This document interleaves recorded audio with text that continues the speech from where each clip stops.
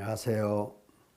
마태복음 19번째, 마태복음 8장, 9장, 10장, 11장을 묶어서 설명해 보려고 합니다. 그런데 짧은 시간에 다 할 수가 없으니까 오늘은 마태복음 8장 내용만 살펴보도록 하겠습니다. 마태복음 8장에는 예수님께서 표적 행하신 내용들이 기록이 되어 있습니다. 이 표적 행하신 내용들을 관찰하면서 과연 어떻게 해석하고 어떻게 적용할 것인가 하는 문제 살펴보도록 하겠습니다. 원고를 보도록 하겠습니다. 먼저 우리가 살펴볼 것은 하나님의 나라입니다. 하나님 나라가 무엇이냐? 하도 설명을 많이 들어서 귀에 딱지가 앉아 있을 수도 있습니다. 그래도 들어보십시오. 하나님께서 찾아오신다고 그랬죠. 찾아오셔서 왜 찾아오셔요? 택하신 당신 백성이기 때문에 찾아오시는 겁니다. 택한 백성이 없다고 한다면 찾아오실 리도 없죠. 오셔서 당신의 존재, 당신의 합당한 책임을 이제 당신의 완전한 율법, 완성된 성전, 이 하나님의 말씀을 통해서 가르쳐 주십니다. 그러면 하나님 백성들은 하나님의 존재, 하나님의 책임을 보면서 내가 누군가 하나님 앞에서, 나의 책임이 무엇인가 하나님 앞에서 이것을 깨닫게 됩니다.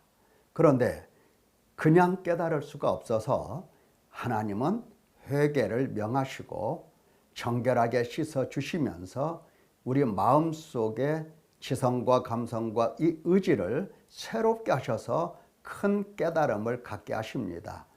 깨달음을 갖고 하나님의 존재, 하나님의 합당한 책임, 이 깨달음 속에서 이제 믿음, 소망, 사랑을 갖고 하나님께 반응을 하게 만들어 주십니다. 한번 생각해 보십시오. 하나님께서 이렇게 찾아오셨습니다. 예수 그리스도, 성령 하나님, 하나님 아버지, 삼위 하나님이 찾아오셨어요. 자, 예수님이 이렇게 찾아오셨습니다. 그러면 이 예수님, 찾아오신 예수님을 하나님 나라 백성들은 어떻게 할까요? 배척한다? 아니죠. 모시고 영접하고 마음속에 모시고 사는 겁니다. 성령도 마찬가지예요. 성령 하나님도 배척한다? 이게 아니고 모시고 마음속에 이제 그 성령 하나님을 바라보면서 따라 삽니다. 성령 하나님을 따라서 살아요. 만약에 배척한다, 하나님을 떠나간다 할 경우는 하나님 백성들이 아니죠. 하나님 백성들은 절대 그렇게 하지 않아요. 그래서 하나님의 나라 백성들과 백성이 아닌 자들과 이렇게 쉽사리 구분이 되어집니다. 여러분은 누구십니까? 하나님 나라 백성입니까? 그렇게 사시기를 바랍니다. 자, 그러면 오늘 마태복음 살펴보도록 하겠습니다. 마태복음 5장에서 7장까지는 완전한 율법을 선포하시면서 하나님 나라 청사진을 제시하시고 은밀하게 보시는 하나님을 보여주셨습니다. 자, 8장에서 11장까지는 적극적으로 예수님 당신 자신을 계시하시고 증거하십니다.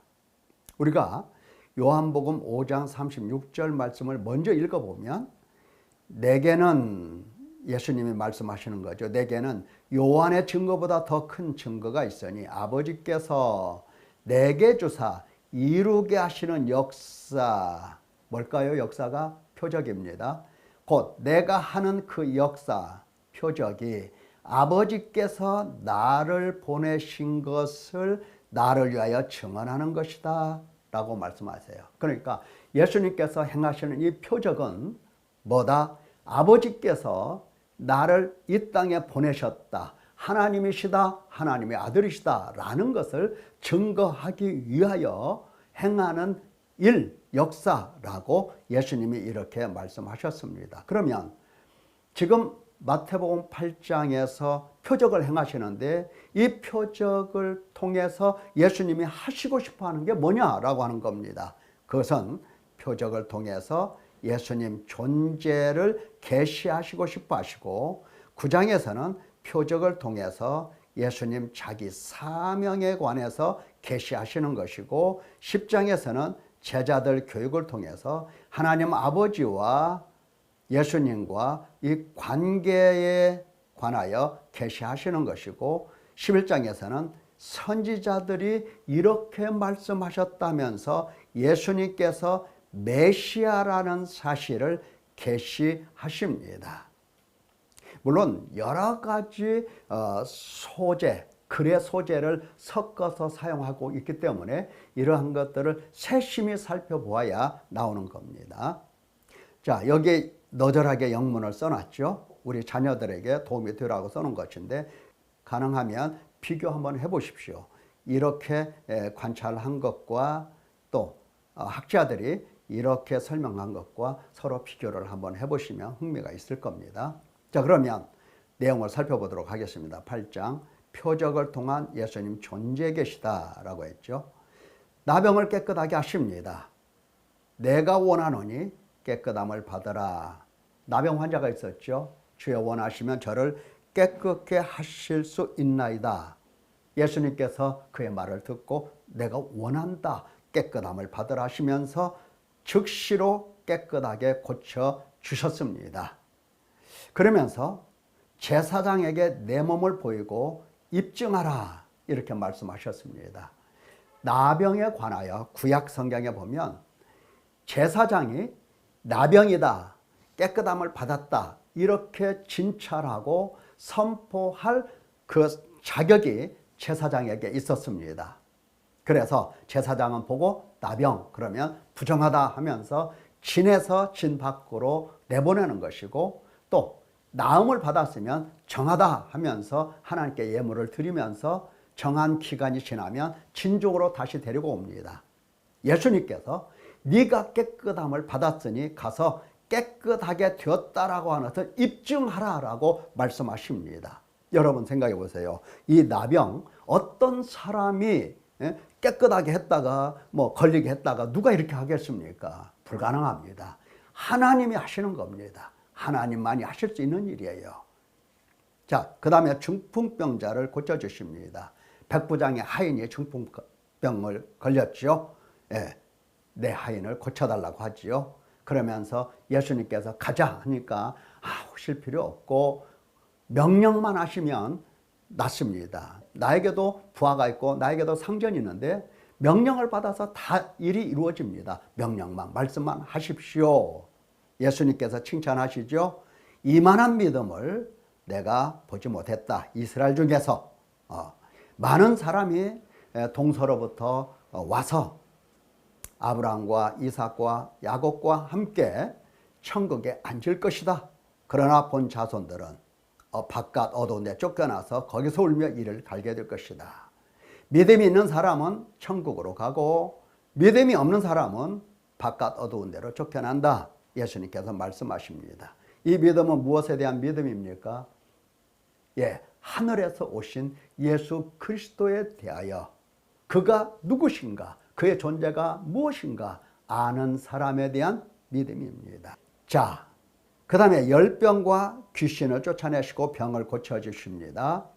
예, 열병은 누구 열병? 베드로의 장모의 열병. 그리고 귀신 들린 사람들 이것을 쫓아내시는데 여기에 의미심장하게 구약 성경을 이제 인용하면서 붙입니다. 뭐라고? 선지자 이사야를 통하여 하신 말씀에 우리의 연약한 것을 친히 담당하시고 병을 짊어지셨도다 함을 이루려 하심이더라 이렇게 붙입니다. 이것은 아주 귀한 말씀이죠. 지금 예수님께서 병을 고쳐주시니까 예수님께서 병자를 고치시려 이 땅에 오셨다 이렇게 착각하는 사람들이 많이 있기 때문에 이것을 미연에 방지하기 위해서 이사야의 말씀을 갖다 붙여 놓습니다. 이사야의 말씀은 병을 짊어지셨도다라고 하는 말씀 앞에 무슨 얘기합니까? 예, 그의 죽으심과 그러니까 찔리시고 채찍에 맞으심을 통해서 죄짐을 그가 담당하셨다. 죄로부터 우리가 나음을 받는다라고 하는 내용을 앞에 말씀하시고서 뒤에 이렇게 하신 내용입니다. 그러니까 예수님께서 단순히 병만을 고치시려 오신 게 아니고 자기 백성을 저주에서 구원하러 오신 분이시다라고 하는 것을 이제 암시하는 겁니다. 살짝 암시해요. 이거 정신 차려서 바라보지 못하면 그냥 읽고 지나갑니다. 자, 세 번째는 18절에서 22절 거절이라고 했는데 어떤 사람이 예수님을 따라다니겠다라고 하는 겁니다. 그때 예수님의 말씀은 인자는 머리 들 곳이 없다. 그러니까 나를 따라온다 하더라도 얻어먹을 것 없다라고 하는 거예요. 얻어먹을 것 없다.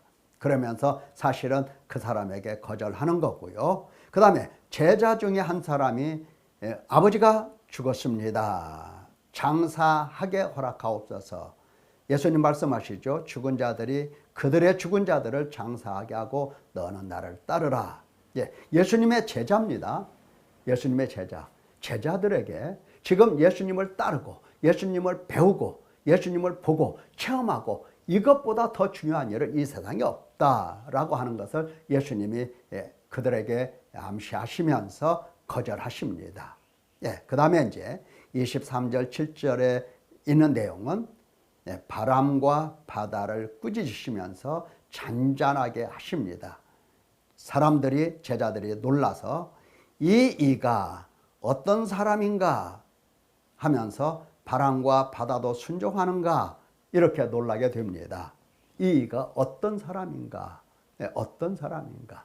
제자들은 지금 예수님께서 어떤 분이신가 그 존재에 대해서 집중을 해야 되는 겁니다. 그래서 예수님이 이렇게 가르쳐 주십니다. 자, 그 다음에 28절 34절 가다라 지방에서 귀신 들린 사람 두 사람을 고쳐주시는데 귀신들이 예수님께 이렇게 이야기하죠. 하나님의 아들이여 우리가 당신과 무슨 상관이 있나이까? 상관은 없죠. 멸하러 오신 분이죠. 때가 이르기 전에 우리를 괴롭게 하려고 여기 오셨나이까? 때가 되면 우리를 괴롭게 한다라고 하는 것을 알고 있어요. 근데 예수님은 사탄 그리고 사탄의 그 부하들 귀신들 예수님은 멸하시고 쫓아내시고 그로 인하여 사탄의 권세에서 하나님 나라 백성으로 구원해내신 일을 하시려고 이 땅에 오신 겁니다. 귀신들은 예수님을 바라볼 때 나사렛 예수여 이렇게 말하지 않죠. 하나님의 아들이라고 얘기를 해요. 이때 시내에서 많은 사람들이 예수님의 소문을 듣고 찾아와서 그 지방에서 떠나시기를 간구합니다. 오시라고 해야 되는데 떠나가기를 간구해요. 이게 인간의 모습입니다. 자연 인간의 모습이에요.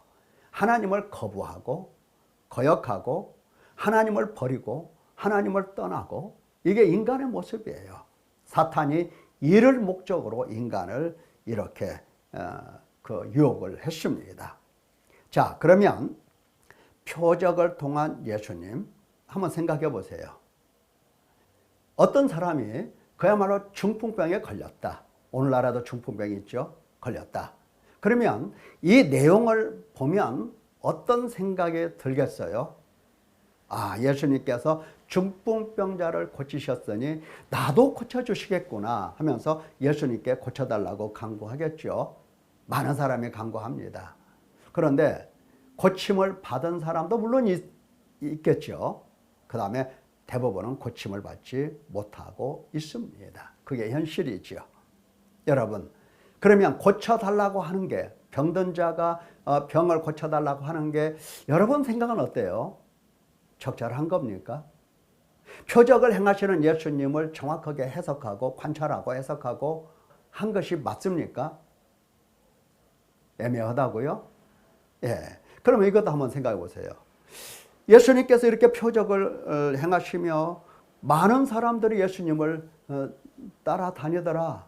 아이고, 우리 동네 그 병든 사람도 많고 귀신 들린 사람도 많은데 이러한 일이 일어나면 교회로 많은 사람들이 찾아오겠다. 그래서 하나님께 간구합니다. 손을 얹으면 병든 자가 낫고 예수님의 이름으로 명하면 귀신들이 쫓겨나고 불쌍한 자를 위해서 기도하면 그들에게 복이 임하고 하나님 제게도 능력을 주시옵소서, 능력을 주시옵소서 이렇게 간구한다고 한다면 그 사람의 생각이 여러분 어때요? 옳다고 생각이 됩니까?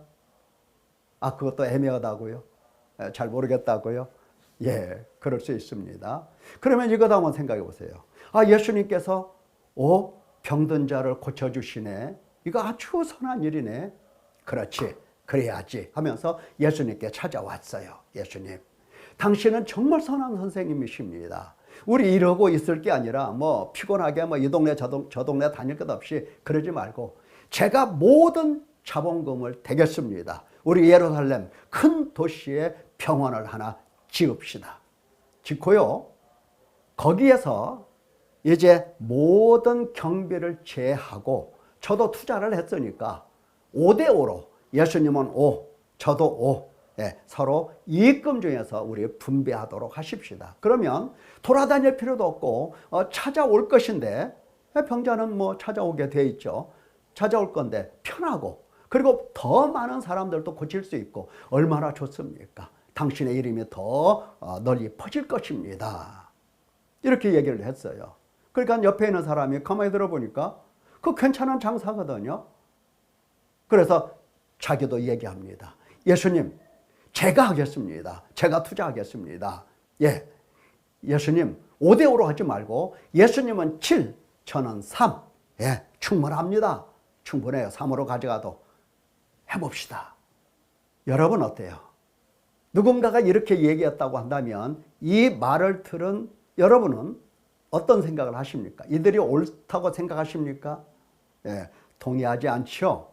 동의하지 않을 겁니다. 왜?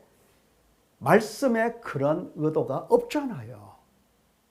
그러면 말씀을 무엇을 말씀하시는가? 그렇죠. 마태복음 8장은 예수님께서 표적을 행하시면서 당신이 하나님이심을 당신이 당신 백성을 찾으러 오신 하나님이심을 보여주시는 내용이에요. 그래서 하나님의 말씀을 관찰했다고 한다면 그분이 하나님이신 것을 내가 깨닫고 내가 받아들이는 일에 첫째로 초점이 거기에 있어야 되는 겁니다. 하나님이시로구나 라고 하는 거예요. 예수님은 하나님이시로구나. 하나님이 보내신 하나님의 아들이시로구나. 여기에 초점이 가야 되고 이것을 깨달아야 듣고 그리고 그분을 이제 영접하고 믿고 해야 될 것이다 라고 하는 겁니다. 이게 정확한 해석이고 이것이 바로 이제 정확한 관찰이 되겠습니다. 그렇다고 한다면 적용을 어떻게 해야 맞겠습니까? 나는 그분이 표적을 행하실 때 정말로 그분을 하나님의 아들로 보았는가? 두렵고 떨림의 눈으로 바라보면서 그분을 경외하는 마음을 내가 갖게 되었는가? 그분 앞에 순종하게 되었는가? 그분이 오심을 보면서 깜짝 놀라면서 하나님이 오셨다라고 선포하는가 하는 문제를 바라보면서 우리는 회개를 해야 될 것입니다. 얼마나 우리 눈이 어두워서 어두운 상태 속에서 예수님을 바라보고 있는가? 내가 예수님을 그렇게 바라보았는가? 이 문제를 꼭 회개를 통해서 해결을 보아야 할 것입니다. 하나님은 우리 마음을 치료하시고 이제 예수님을 정확하게 볼 수 있는 눈을 갖도록 하실 겁니다. 물론 아플 때에 주님 불쌍히 여겨주십시오 라고 기도하지 말라는 게 아니에요. 할 수 있어요. 해서 주님이 불쌍히 여겨주시고 고쳐주시면 감사하는 거고 주님께서 네 은혜가 족하다라고 말씀하시면 족한 줄로 알고 고쳐주셔도 좋고 고쳐주시지 않아도 괜찮고 하나님께 영광 먹으나 마시나 자나 일어나나 사나 죽으나 항상 주님께 영광을 돌리면 되는 것입니다. 사랑하는 성도 여러분, 하나님의 말씀을 정확하게 관찰하고 정확하게 해석해서 정확한 믿음을 갖기를 예수님의 이름으로 축원합니다. 감사합니다.